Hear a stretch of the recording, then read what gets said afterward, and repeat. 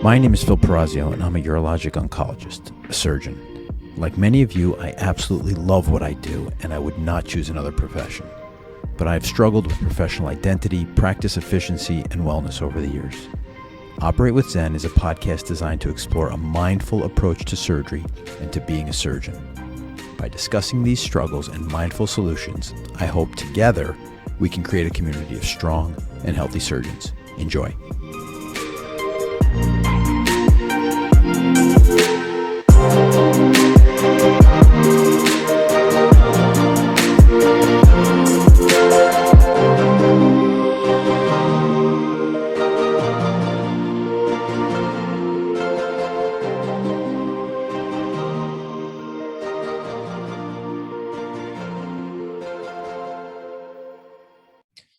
Welcome, everybody, to Operate with Zen. I have the great pleasure today of being joined by Tim Anderson. So, Tim, why don't you introduce yourself to the audience, and then we'll talk about how you and I got hooked up. Yes, Dr. Phil, thanks for having me. My name is Tim Anderson. I am from a town called Fuquay Varina. It's in North Carolina. So because of that, I just tell everybody I'm from Raleigh. I've been a personal trainer since 1998. So I guess I'm pushing 23, somewhere 23 years in there. And I am the co-owner of a movement system called Original Strength. Very cool. So Tim and I got hooked up through a mutual colleague. We'll leave it at that. And I attended one of Tim's online workshops, and I was blown away by a number of things in the Original Strength workshop. First was just kind of the basic concepts of this, and we'll start talking about that later. But the second was the reaction of the crowd and the people in the workshop. And these were very simple movements, very simple concepts, and it made people feel better almost immediately. And as we start talking through this, we'll talk about Original Strength throughout the podcast. But then this is something that I really think will benefit some surgeons, some physicians out there. And so I ask you to listen with an open mind, hear what Tim has to say, and hopefully you can take at least parts, if not the whole system, to help you in your everyday. Well, good. So Tim, let's get started. Tell us a little bit about your personal story in fitness, how this whole concept developed, and kind of where it came from. Oh, yeah. So, back in, I guess it was 2006, I discovered something called a kettlebell.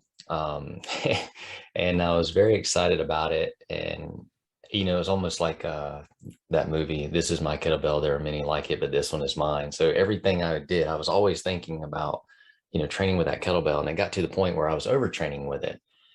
And instead of stopping, I just pushed through everything, and I didn't give my body a chance to heal or recover. But what I did do is I just said, well, I want to quit hurting, so I'm going to learn how to do corrective exercises. So I invested into some corrective exercise systems, and I tried to learn how to fix myself. Again, probably the easiest thing I could have done was just take a break and rest and recover. But I didn't want to do that because I was shooting for some imaginary trophy of showing up every day to work out. So I learned these corrective exercises, or so I thought I did.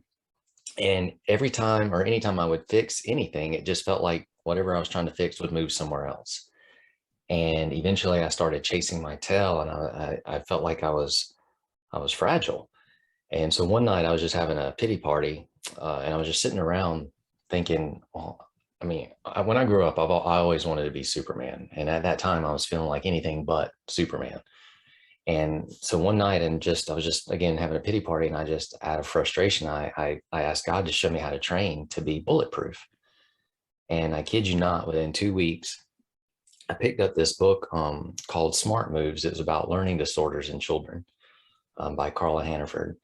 And I just started thumbing through it. I had already read it. I mean, it was in my house, and I was just thumbing through it. And then all of a sudden, things just started jumping off the page, and like it was almost as if God was connecting the dots in my brain immediately. And I knew that I knew before I even did the movements that I was on. I knew how to fix my body, and it was amazing. So that's really and so out of that. I wrote a small book called Becoming Bulletproof. because that was the prayer. And out of that, a movement system developed called Original Strength Systems. Very cool. And I think one of the strengths of original strengths in this concept is that it focuses a lot on posture and postural connections and our neuromuscular connection between brain and body. And there's some serious parallels between original strength and some of other movement techniques like yoga or the Alexander technique or such, but there's some really unique parts too. But I think one of the things that's really important to understand about posture is there's a great quote from the yogic theory that anatomy is destiny, posture is destiny. The way we carry ourselves, the way we move ourselves helps us determine who we're going to be. And I see those parallels with you, right? You wanted to fix yourself. And so the way you carry yourself, the way you fix yourself determines who you're going to be. Are you going to become bulletproof or not? Yeah. And so for us, when we talk about posture, because you can restore posture sometimes at the speed of your nervous system, just instantly. So when we explain posture in OS, we share that it's a reflex. It's not a position that you hold. It's a position that you have. It's an expression. And really for like posture is an expression of the state of your nervous system. So if you want to see what's going on in somebody, or if you want to inside scoop, you can just look at how they carry themselves, how they move. You can look at their countenance, obviously, because that affects posture too, right? So so at the moment, in the moment, posture is a reflective expression of the state of the person.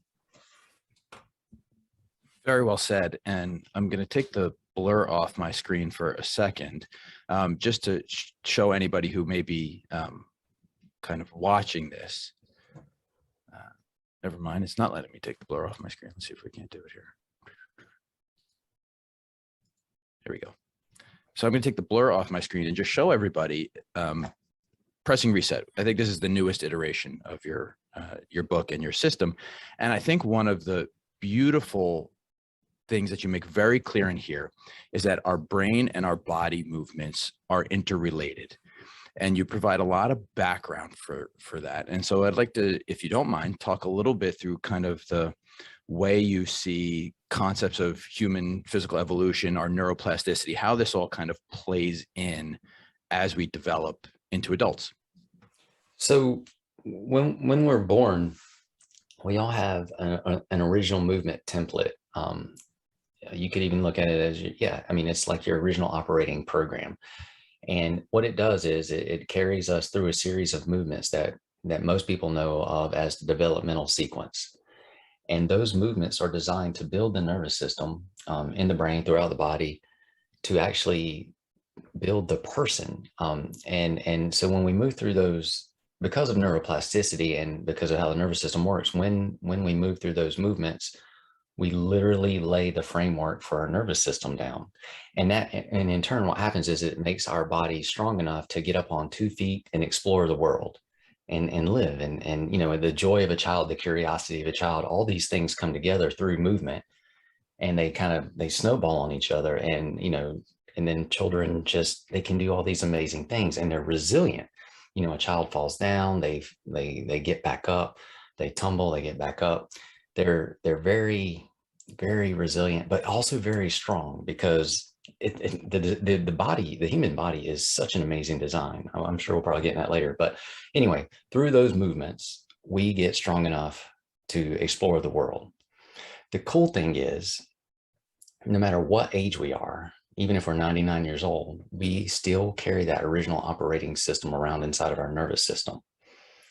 And so because of life, whatever happens when we stop moving, and because of neuroplasticity, again, use it or lose it, when we stop moving, when we told our nervous system we don't need it, or we don't need certain movements, we don't need to be able to do certain things, so we prune those things away. But because we have that original operating system in us at all times, we can always tap back into it and build those neural connections, or those pathways of movement and strength and resiliency back into our nervous system. So what that means is that at age 99, you can regain mobility, you can regain strength, You can regain function, joy, uh, good mental capabilities, good focus, good clarity. You can literally restore your youth, so to speak, because of your design, or just simply by moving and operating in your design. Yeah, I love that concept. And I think you put it in the book. We are designed perfectly. And think about our 4-year-old children or our nieces and nephews and how well they move. I've got a 4-year-old going on 5 right now. And I just take the time and watch how easily she gets around and moves from one transition to another. She doesn't stretch out. She doesn't get sore, right? She's not always the most coordinated, but she's always moving and kind of enjoying that movement. And I think, to your point, we forget how to use these childlike reflexes to sit, stand as surgeons, to operate, right? We get ourselves fixed in these postures that we think we're supposed to hold and move and hold them for hours. And that's not really how we designed. If we think about human evolution, at least in one part of our evolution, we were hunters and gatherers, and we were moving on a constant basis. We were interacting with our environment. We weren't necessarily made to stand still as surgeons at an operating room table or sitting at a robotic console for hours at a day. And so we have to learn that it's okay to re-engage those systems and move around in a more natural way. Absolutely. And many people will probably, one argument is, yeah, but a child, a 3-year-old, a 4-year-old, they're children. They're supposed to move that way. They're all flexible and bendy, but they've not matured. They've not grown old. So, but all of that stuff's wasted on youth. But that's not true, because if you look at a third world and see, the reason a child's so movable, so flexible, mobile, and strong like that at 4 or 5 years old is because they're living in their design. And if you look at third world countries, when you look at the elders in a tribe, well, they're moving like the 20-year-olds or the 15-year-olds, because they're living and moving in their design. So yeah, you can absolutely retain your fluidity and your youth throughout your age if you engage in how your body's designed to move. That's great. And we'll get back to kids a little bit more later, because at one point I'm going to want to talk about play. I think there's some really important lessons about play and movement there. But I want to get a little bit into the conceptual design of original strength and reflexive control. And you talk about how all of our movements they're all components of movement or control of movement. And you talk about reflexive mobility, reflexive strength, reflexive stability. If you wouldn't mind touching on those things, bringing our audience up to speed on at least the basics of what that means and how that influences how we move and interact on a daily basis. I'll try.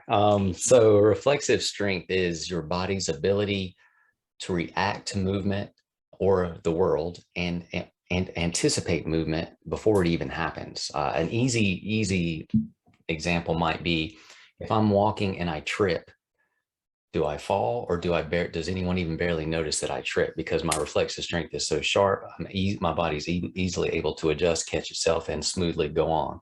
Or do I fall, trip, can't even catch myself, and hit my head on the floor? That would be an example of very poor, very slow reflexive strength. So reflexive strength is reactive, but it's also anticipatory. It keeps you very healthy and ready to live and move and ready for whatever the world throws at you. Now, we do interchange the words reflexive strength, reflexive stability, reflexive mobility, and reflexive control, because really to us, they're all the same thing. They're all expression of the body. And, if you look at a young child, everyone says that.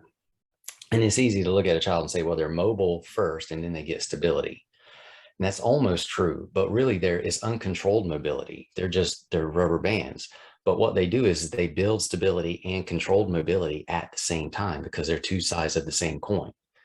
So really our ability to move, strength is stability, is mobility, is control. It's expression, really. Yeah, I love that. And I think importantly too, as you allude to, our deficits or our issues, stiffness, tightness, movement compensations can all be attributed to deficits or strengths in one of these areas. Right. Yeah. If you lack one, well, really you lack the whole, you lack all, and because something has to compensate for something else. So if you lack mobility, well, then you're gonna compensate somewhere in stability to gain mobility somewhere else. And I think this is really important for physicians, people on their feet all day long, and specifically surgeons who spend it's physically incredibly taxing. And to this point, you bring up in your system how if our stabilizers aren't working properly, we need to use big muscle groups to compensate for our stabilizers. And that can be a source of discomfort. So therefore, conversely, if we work on our stabilizers, we can free up the big muscle groups and kind of work towards a little more comfortable interaction in our environment. And I just want to make sure, I'm expressing that appropriately. And then we start talking a little bit about original strength.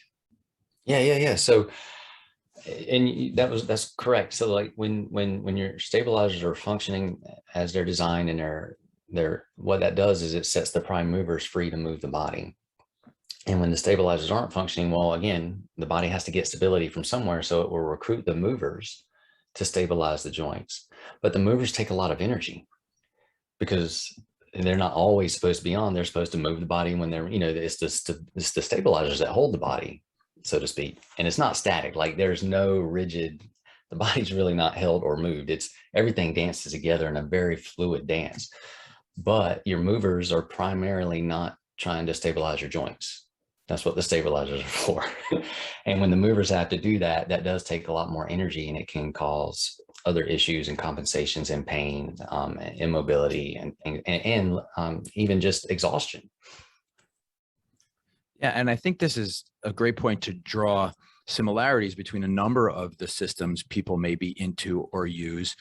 Original Strength obviously uses this, as we alluded to before, yoga, Alexander technique, even Zen meditation. When you work on kind of spinal alignment, the whole purpose there is to use the involuntary internal muscles to kind of control and stabilize the spine, rather than using big muscle groups, which, as you said, not only lead to discomfort, can lead to physical issues, but exhaustion, right? They require, conscious muscular effort, and it's really taxing on us both mentally and physically.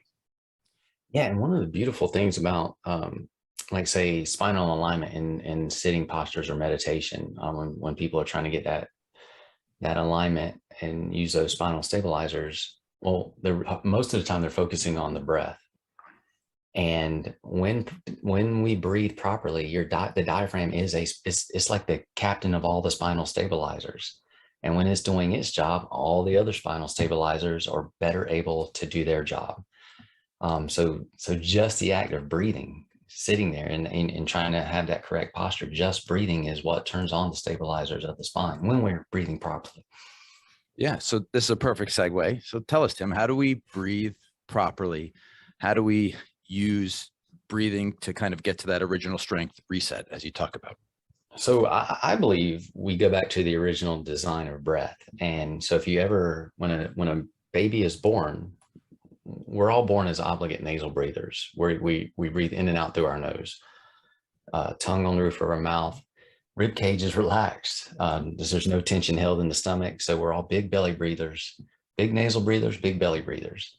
And that is the design of breath, allowing the diaphragm to pull air down into the bottom of the lungs to fill them up from the bottom to the top, not using the emergency accessory breathing muscles, not breathing through the mouth, not with the tongue resting down on the floor of the mouth. So to return to the natural way, it's tongue on the roof of your mouth. That'll change your life alone. Nasal breathing and allowing your body to use the diaphragm effectively by relaxing the belly and pulling the air down into the bottom of the lungs, and not just trying to fill up the top of the lungs. Yeah, I think it's a tremendous piece of advice that people take for granted. And now the new thing is to teach your kids belly breathing and these kinds of things to help with stress and anxiety. But I'll tell you, just before I even met you, working on those things with my kids, you realize the benefits of it and how it saves energy, right? There's a reason that they're accessory muscles of breathing. They're only supposed to be used when we're really struggling. It's one of the things we're all taught early in our medical clinical careers is you can notice when somebody's struggling with their breathing, when they're really using accessory muscles. And so it really made a lot of sense when I heard you first speak about that and then reading about it in the book, that we need to learn to breathe more reflexively, breathe easier to save energy, time, muscle, etc.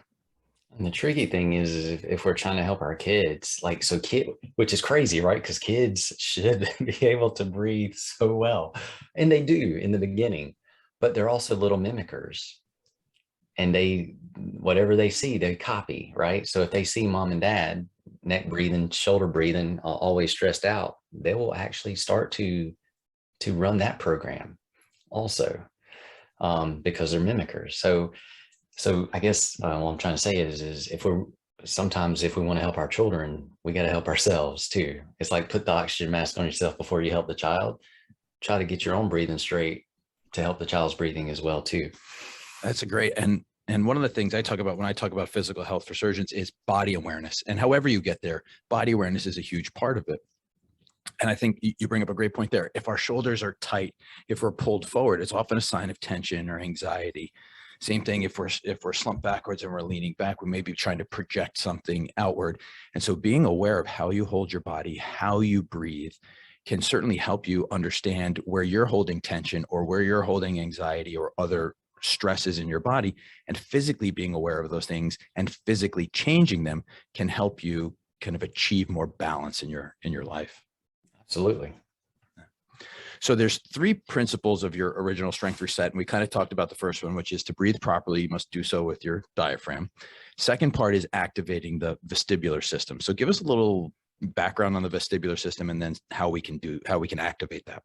So we have these little, well, the vestibular system is, we have two in behind our ears. They're like little gyroscopes. Most people think of it as our balance system, and it is. But it's also so much more than that, because it's also the information crossroads system of the body. Every bit of information we generate or receive goes in through our vestibular system before it goes into our brain.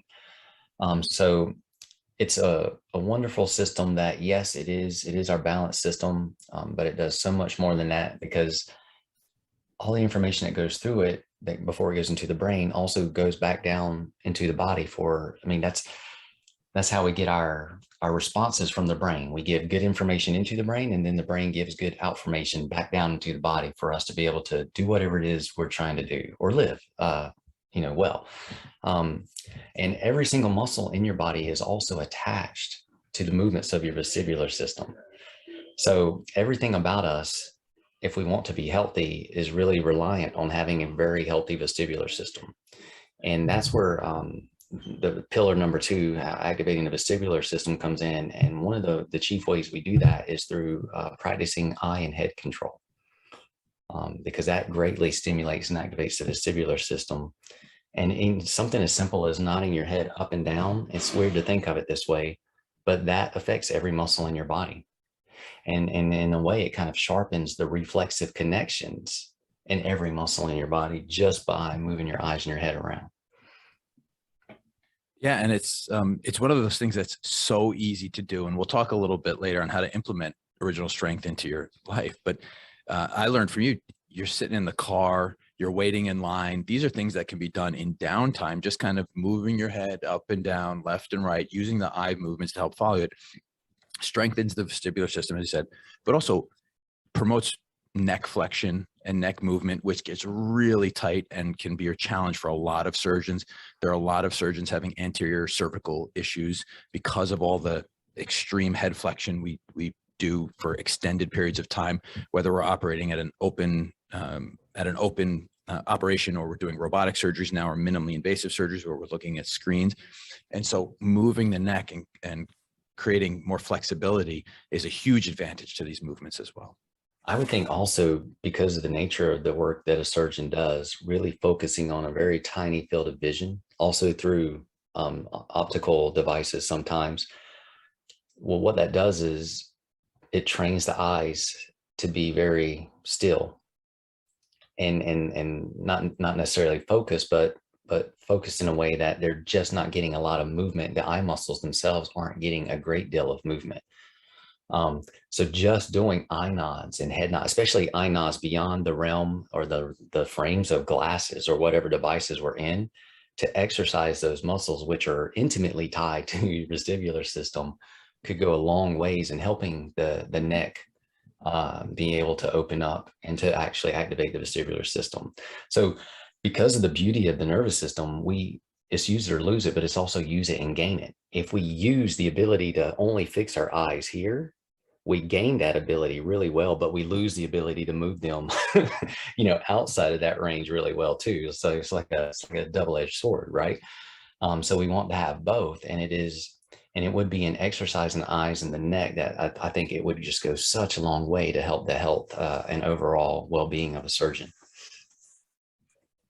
Great. And so for the third part, or the third pillar of the reset, is kind of midline activities, or activities that cross midline to activate the core, to generate good posture. And so tell us about kind of conceptually there, and then how we can do that.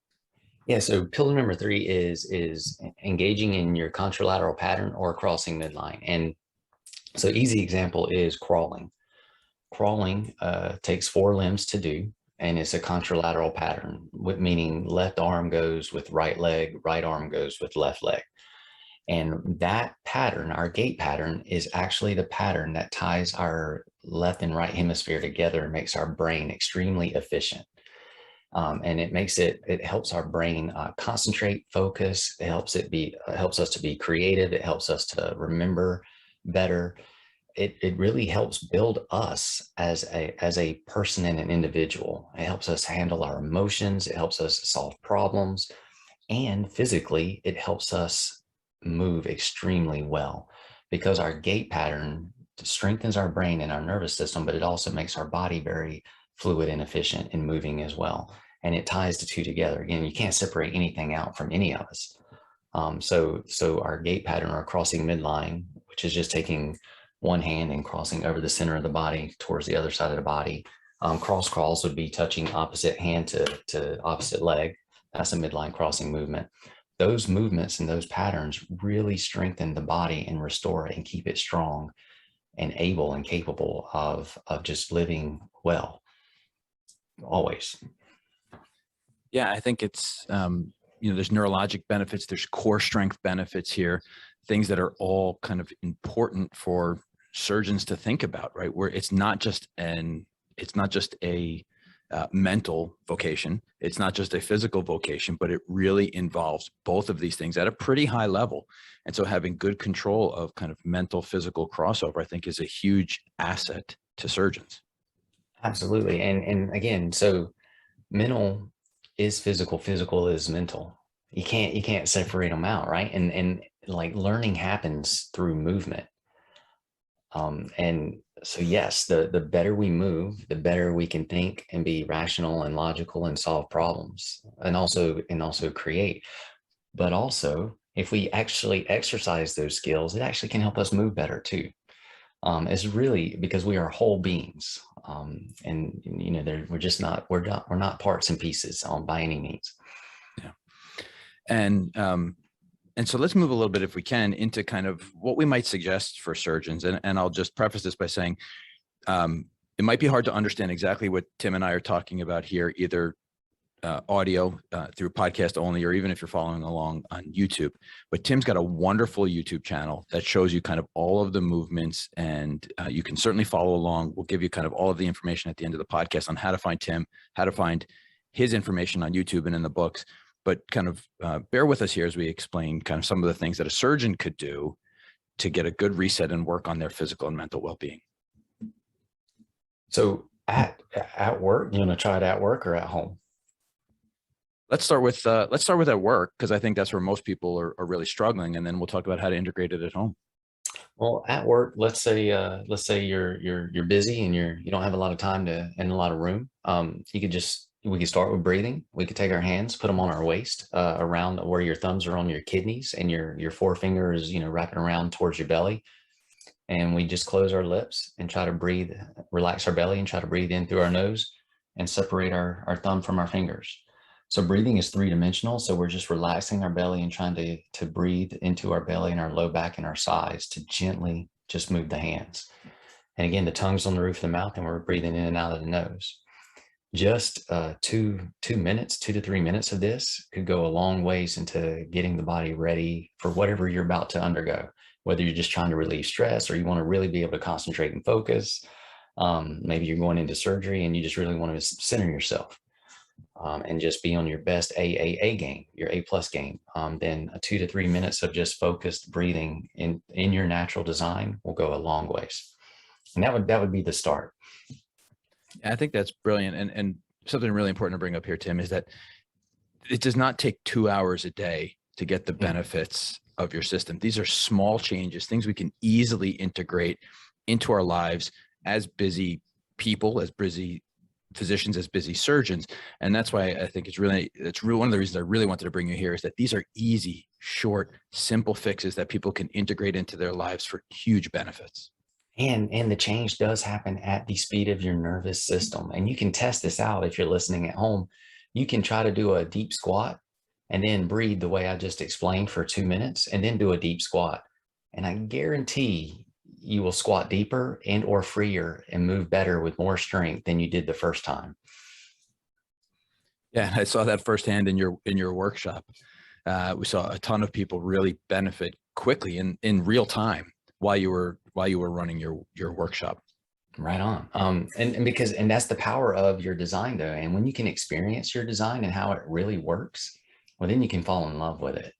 And then you keep engaging in it because you know that it has everything you need and want for you to move well, feel well, and live your best life. And one of the things we talked about, just to diverge from the workout a little bit, was you and I talked about this. Speaking with all honesty, I didn't see as much benefits as some of the other people in the workshop, but as part of my normal routine, I'm doing a lot of cross-body movements. I work on breathing on a regular basis. And so explain to people who are doing some things why they may or may experience more or less from this system. So if you do engage in your design, well, then everything's already, your nervous system already feels safe and free to move. So more than likely now, and if you do engage in your design, I will say that is awesome, good for you, and you're in the minority. But most people don't. Most people don't engage in their design. And now I'm not saying that most people don't try to take care of themselves or they don't try to exercise, but exercise is not our design. So going to the gym or doing certain Pilates or certain routines, and there's nothing wrong with Pilates, that was just what popped in my head. But doing certain routines is not your design. Your design is movement, and movement in certain ways. You're designed to breathe properly with your diaphragm with every breath you take, to keep your nervous system in its default resting parasympathetic state so you can be your best self. You're designed to move your eyes and head all the time, with your eyes and head level with the horizon when you're moving.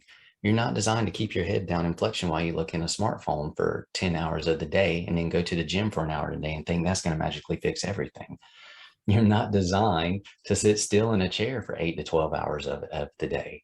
You're designed to engage in your gait pattern and move. So like if we lived in our design, then we would always be functioning optimally without needing to stretch, without needing to warm up, without needing to do all this other crazy stuff that we always try to take on, because we would just always have access to our true selves. We wouldn't need to do all these other band-aid type approaches that we do, but not everybody does that.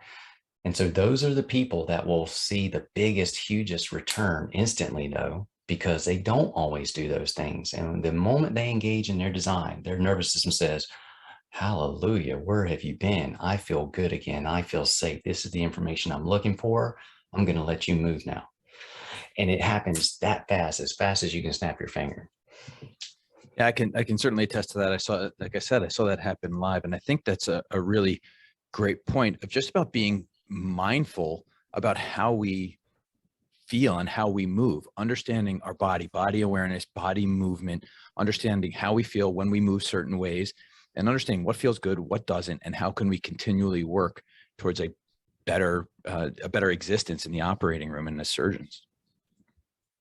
I did jump tracks. I knew we were going through our workout. Yeah. So the first thing was breathing, and Yep. then from that same position with our hands around our hips like that, we can go into head nods, which is simply taking the eyes all the way up and then the head all the way up, wherever the neck will let you go. So you don't want to move into pain, but you want to move where your body will let you move. And then you take the eyes all the way down and the head all the way down. So we're just doing head nods, like very big exaggerated yeses, using our eyes and our head with our tongue on the roof of our mouth, still nasal breathing. Don't hold your breath. So we're putting the neck through extension and flexion. Both of those, not just one of those. And then we do head rotation. So maybe you do the head nods for a minute, and then maybe you can move into head rotations where you look to the right with your eyes and rotate your head around as far as your neck will let you go. And then you look to the left with your eyes and rotate your head around as far as your neck will let you go. Now, if you want to do whole body movement, which is awesome because that's how we're designed, we can go eyes, head, then body. So we look to the right with our eyes and head, and then we let our torso and our hips rotate with. So whether we're standing or we're sitting, we can allow this to happen. So it's eyes, head, body, eyes, head, body, eyes, head, body. And that's how we're designed to move. And that ties everything together, and it gets the body very alert and activates the vestibular system and prepares us for whatever we're wanting to do better next. And then after that, if we're standing, I'm going to stay with the standing theme. We can either rock back and forth with so we keep our head level with the horizon, and we just kind of move our hips back and forth underneath our head while we try to keep our head level with the horizon. And this actually puts our neck in flexion and extension as our torso moves underneath our head. So now we're also moving the hips too. But what we're doing is we're rocking back and forth, and that is very soothing for the nervous system, and it also activates the vestibular system even further. And then, so while we're standing, I'm gonna now move from that rocking position motion to just doing cross crawls where you're touching opposite hand to opposite knee, just working from side to side, going from one to the other. And again, you can touch hand to knee if you have the mobility. You can touch forearm to thigh, or you can touch elbow to knee if you have even more mobility. And if you do that for a minute, not only will your heart rate get up, but you will have given your brain a lot of good information and turned a lot of light switches on in your nervous system so that your body can freely move. Yeah, I think these are great additions. You know, I've done the head and neck movements a bunch in the operating room. They make a huge difference. I'm looking forward to integrating kind of the standing rocking movements, because I'll tell you, I've learned through my own posture and attempts at awareness. I used to carry a ton of tension in my neck and shoulders. I've actually gotten really good at kind of being aware of that and kind of reducing that. But now I find I carry a ton of tension in my hips and my pelvis. And I love the idea of these kind of rocking and cross body movements, you know, either before case, after case, you know, in a break in the operating room, to help kind of be aware and loosen up potentially some of these areas in addition to all the other benefits you talk about.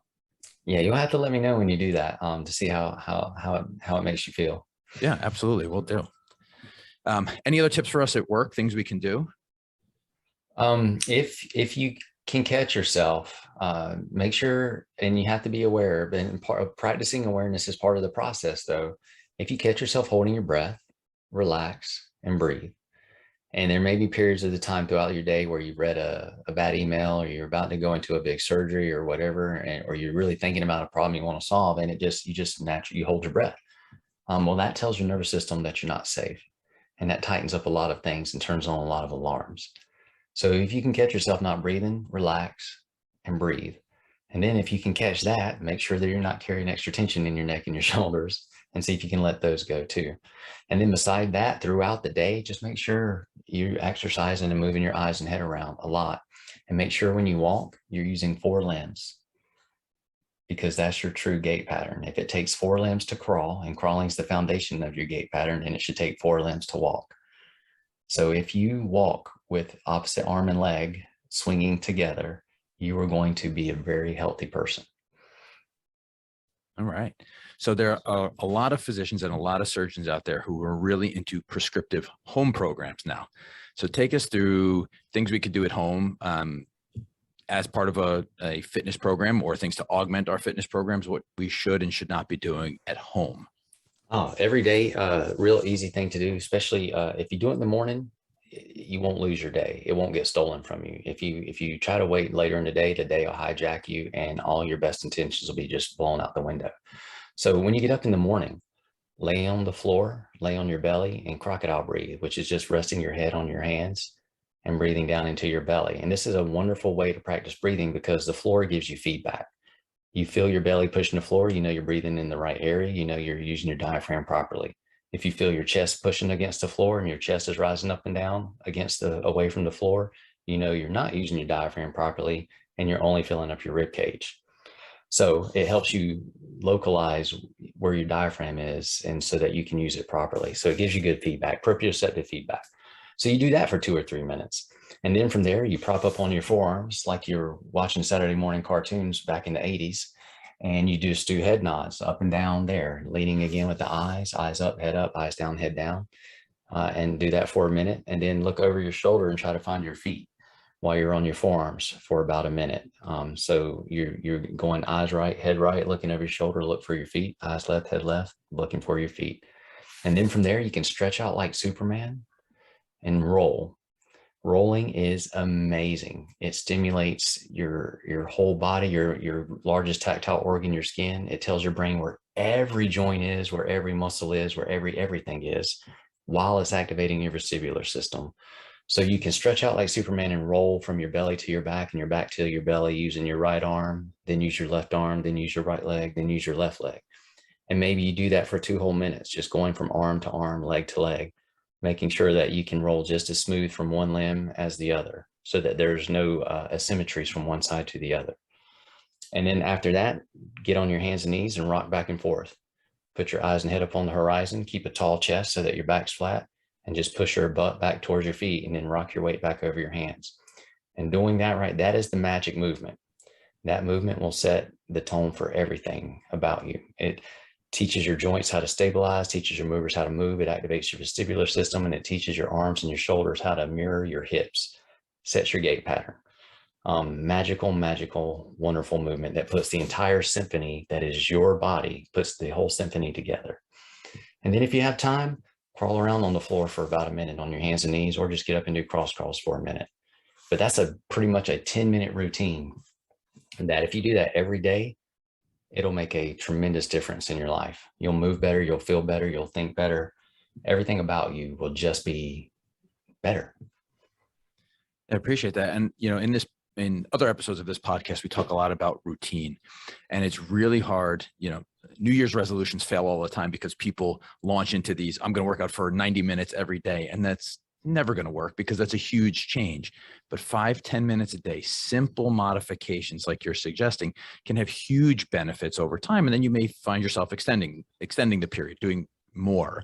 But start off small, engage a number of these exercises, and just see how it makes you feel. And if you're seeing benefits, then you're moving in the right direction.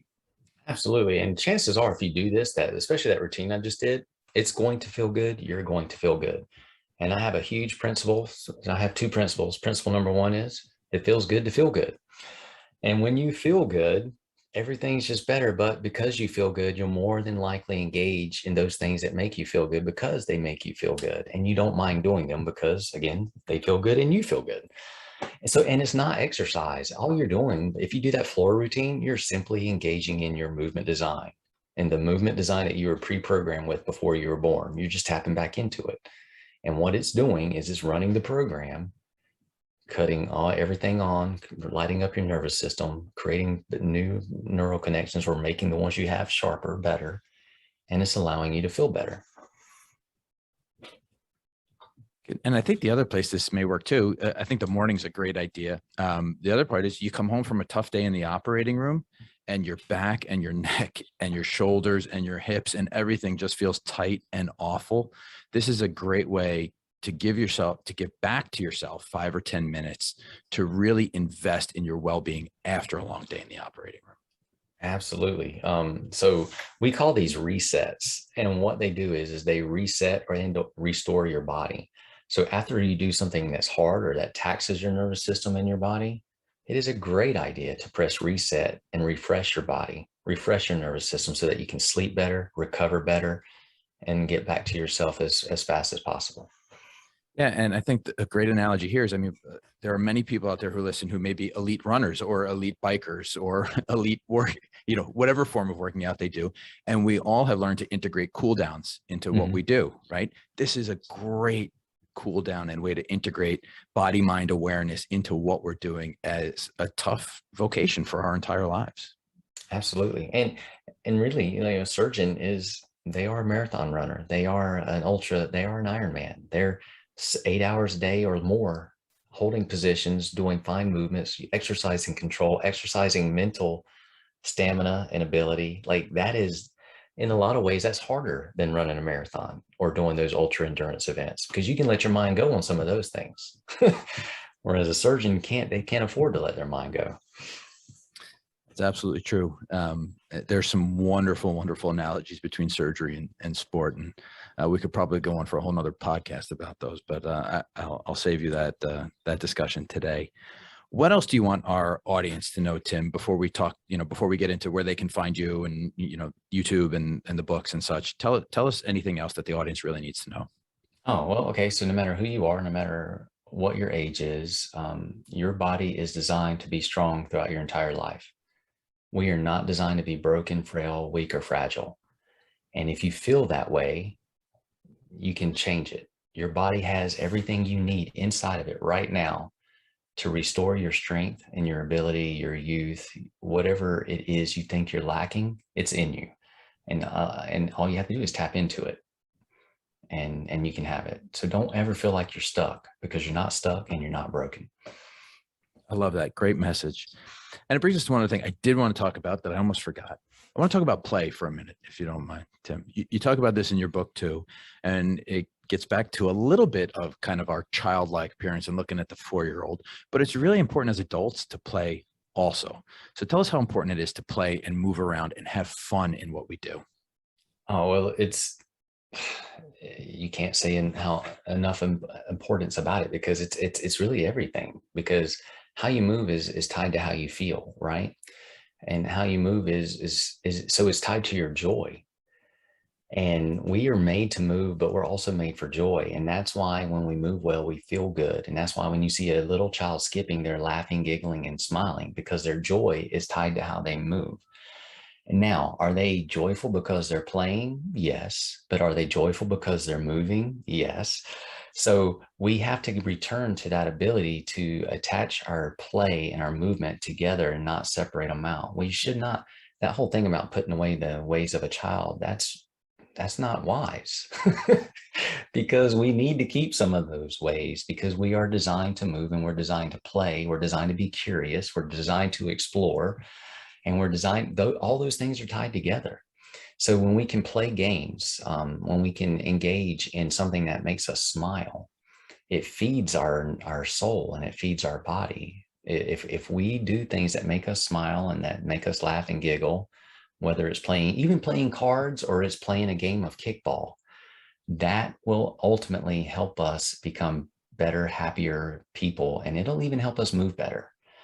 Now, conversely, if we practice moving and engaging in our design, it will give us a better ability to have more fun and be more open to engaging in play and playing games. Love it. Some really great messages today. Tim, tell the audience how they can find you if they're curious, if they want to learn more, if they want to engage in a workshop. What's the best way to do it? So we have a website called originalstrength.net. So originalstrength.net, and you can also go to, and now on that website, there are our courses and information about our books and other products that we might have. You can also go to YouTube, to the Original Strength YouTube channel. There are probably maybe 400 videos, about 2 to 4 minutes of just like what we call movement snacks that they span from breathing all the way to crawling and, rolling, rocking, everything in between. If you just want to see different ways to roll and rock and crawl and how to nourish your body. And then we have a lot of books. If you go to Amazon.com, you can also check out our books. Pressing Reset, Habitual Strength is a good one. Discovering You is a good one. And if you are the athlete that really likes to push yourself, there's a book called The Becoming Bulletproof Project, which is all about building mental tenacity and work capacity. That's great. And I'll tell you, I started with Pressing Reset, Original Strength. And, just to give the book a very appropriate plug, it's conceptually simple, but can make huge benefits. And I really enjoyed reading it. And not only does it have the concepts in there, but it has practical workouts, things you can integrate into your daily life. And I think everybody can take something out of this. And I think it's a valuable contribution, hence why we're talking today. Right on. So I'll just summarize and then we'll sign off. I think really great talking with you today, Tim. We started with a discussion, or you started with your journey of how do I fix myself? And I think that's something a lot of surgeons are struggling with today, especially physically, but also mentally and emotionally. Is how do we fix ourselves? It's really tough to be a provider in medicine right now. And we talked about how through curiosity and joy and resilience can all be achieved through movement and engaging kind of our original design. The three main concepts everybody should think about from original strength: breathing, core stability, which is really crossing midline movements, and then engaging our vestibular system, which also engages on things like neck mobility and movements, which a lot of surgeons struggle with. And just some other take homes, really important points I think you made. Exercise is not our design, movement is our design. Doesn't mean you shouldn't exercise, doesn't mean you shouldn't work on your cardiovascular health and all of these other things, but we're designed to move, not necessarily to exercise. So integrating some of these movement kind of augmentation strategies, I think, are really smart. And the last point I want to bring up is what you said: it feels good to feel good. And I think by working on our physical well-being, it engages our mental well-being. It makes work more enjoyable. It makes surgery more enjoyable. It makes sitting in a long clinic and talking to patients more enjoyable, because your back doesn't hurt, your hips don't hurt, your neck doesn't hurt. You feel better. You enjoy life more. When you get home to your kids or your family, you're not exhausted and tired and sore, and you can more readily engage with the things outside of the operating room that bring us joy. So anything else you want to add to that, Tim? Hey, this has been a lot of fun. Thank you so much for having me. I really appreciate it. Yeah, it's been great talking with you. I know people are going to benefit from this podcast, and I'd like to thank you for sharing your thoughts and your insights. And everybody, reach out to Tim Anderson, originalstrength.net, also the YouTube channel. And I hope a lot of you find this enjoyable and helpful. So thanks a lot, Tim. Thank you.